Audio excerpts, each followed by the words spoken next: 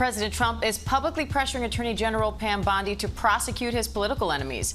He's calling for charges against Democratic Senator Adam Schiff, former FBI Director James Comey, and New York Attorney General Letitia James. ABC News White House correspondent Katherine Travers and Washington Bureau Managing Editor Katherine Faulders have more on that. Hi to you both. So, Karen, why is the president doing this now, and how are lawmakers responding to this public call on the Attorney General? Yeah, Diane, that was a public call in a social media post where the president put that pressure on Attorney General Pam Bondi. He wrote, quote, "We can't delay any longer. It's killing our reputation and credibility." The president, Diane, writing, "Justice must be served now." No surprise, reaction from Democrats has been very strong in terms of backlash. We heard from Senate Democratic leader Chuck Schumer, who says that this is the path to a dictatorship. And he says this is very frightening and damaging to the Republic. Senator Chris Murphy of Connecticut, a Democrat, was on ABC's This Week yesterday and said that this is dangerous. This is a potential danger point for this country. And he said that it is unconstitutional and deeply immoral for the president to jail or silence his political enemies. I do want to note, Diane, that Senator Rand Paul of Kentucky, a Republican, also pushed back on this, saying he disagreed when he said that the Biden administration was going after Trump loyalist and the president, former president himself, and he thinks it is wrong now for the Trump administration to do the same. Katherine, the president's also touting his appointee for the top federal prosecutor for the Virginia office, Linsey Halligan. What can you tell us about her?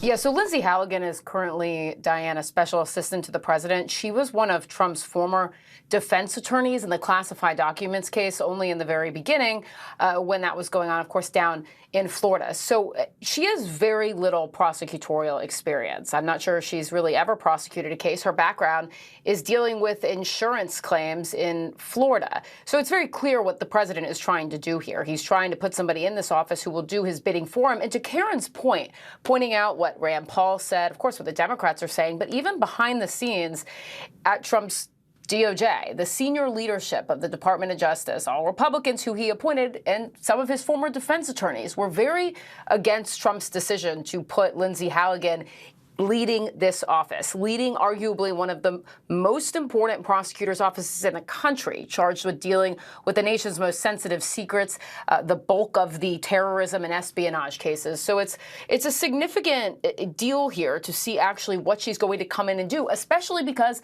the former U.S. attorney, somebody who's a Republican, handpicked by Trump, did investigate what Trump wanted investigated and found that there was no crime. Katherine, ABC News has learned the Justice Department closed an investigation into allegations that border czar Tom Homan took $50,000 in an FBI sting operation. Now, the White House says the administration found no evidence of illegal activity. What's the latest on that? I know this will surely be asked in Katherine, go ahead. I know this will surely be asked in the White House briefing coming up, but it's a good question. The latest on really what happened there. We know that Tom Homan, according to our sources, allegedly accepted this $50,000 in cash. This happened before Trump took office, and it stemmed from a counterintelligence probe that was unrelated to Tom Homan. But the reality here was the Trump Department of Justice came in, reviewed the case, and shut it down in conjunction with the FBI. So a little different from what's going on because, of course, we don't know all the facts around what exactly the circumstances were, exactly what Tom Homan took, though it was $50,000 in cash. So the question is, of course, to the White House and the Department of Justice, and I'd love to hear them answered, do they intend to make the results of that investigation public? They've talked about transparency. Will they tell us more about that? Will they tell us more about whether or not Tom Homan actually kept that $50,000 in cash? And Karen, the Trump administration is also reportedly planning to announce a link between autism risk and a popular pain medication. At Charlie Kirk's memorial last night, the president teased a big announcement related to autism today. So what can we expect on that front? Diane, the president's going to be speaking at the White House later this afternoon, and he teased that announcement yesterday, saying that they would be talking about the root causes of autism. The White House has not confirmed what this report will state, but the Washington Post is reporting that they're going to link autism to the use of Tylenol in pregnancy. We should note that there is no known medical study that has proven that the use of Tylenol does cause autism. The maker of Tylenol has pushed back on this, saying that it is safe for use during pregnancy. Diane, the president has been teasing this research by his administration for months and has tasked the Health Secretary, Robert F. Kennedy Jr., with getting to the bottom of this. His team has been working on this, and they said that they were going to do that and release this report today. The president is going to be announcing something later this afternoon.